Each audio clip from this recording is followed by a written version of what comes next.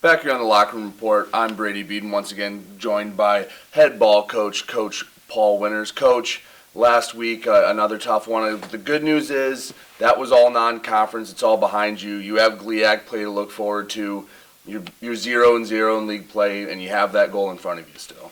Yeah, I'm not really concerned about league play. I just want our football team to play better. That's the biggest concern.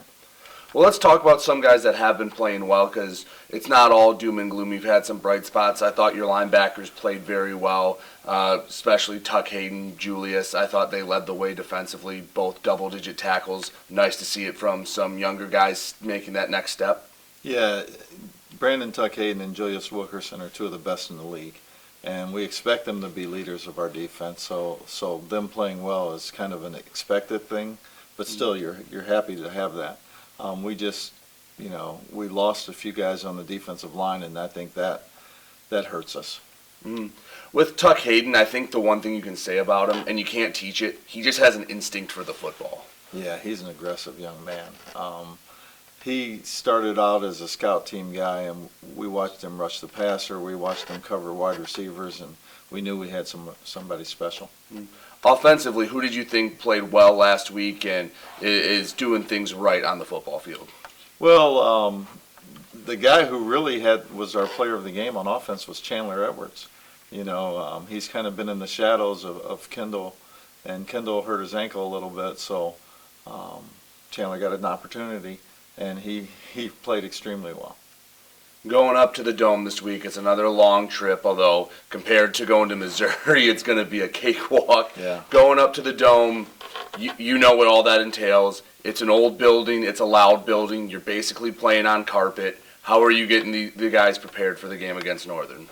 Well, I don't know how much I have to get them prepared after the start that we've had. Everybody's anxious to get it going the other way, and to really execute and play with the kind of intensity that we did in the last 15 minutes of the last game. It's something, let's touch on that a little more, that you've been on teams that have gone through stretches like this and have shut down. You've gone on teams like this that have gone through stretches and have said enough, put their foot down, and kind of turned the season around and made it something to build on. Seems like the guys in this locker room, you have the leaders to put your foot down and change the direction of this season. Absolutely. You talk about those two seasons that you just brought up was basically 18 and 19, and both went in different directions. I think most of the leaders, the captains of this team, experienced the 18 season and the 19 season, so they understand what it takes, and they're doing a fantastic job of keeping the attitude. I think the attitude on this team is better than any team I've had. I mean, it's never 100%. But you're probably talking 95% of this football team is just totally focused and totally excited to play the next game. It's felt like, obviously, I'm sure as a coach, looking back at film, you've been close. It's not that you're getting just outclassed in these games. It's you look at film and it's one play here, miss one block here, maybe miss a tackle here. Feels like you guys are very close to turning that corner and making this season what you hope it can be. There's no question about it. You go to the first game, get on the goal line, don't score. You go to the second game, you get on the goal line a couple times, don't score. Go to the third game, you get in the red zone 9 times, you only score 5 times.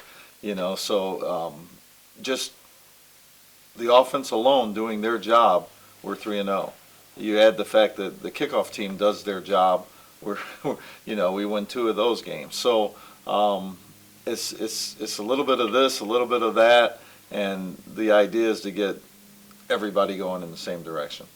All right, let's talk about a little bit about your opponent this week, Northern Michigan.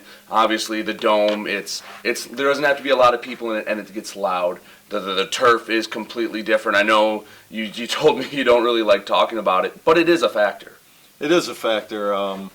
It's kind of a mixture of artificial old hard turf with the new spongy stuff. But there's really no sand or give or rubber on. It's just a different surface. You have to have the right shoes. Probably go up there with 2 or 3 different sets of shoes, and we're going to try to get on the field on Friday and let the guys run around and get a feel for it. Talk about the opponent, Northern Michigan, a physical team. You know what you're going to get. They usually try to pound. Last time up there in 2019, took care of business, came home happy. What do you have to do to come home happy with another win? Well, again, yeah, Northern Michigan's a GLIAC football team, so they're going to be physical. You know that. From our standpoint, we have to worry about us. We can't turn the ball over. We have to get started faster on offense. We've had the first couple series of every game where we haven't done anything since the first game.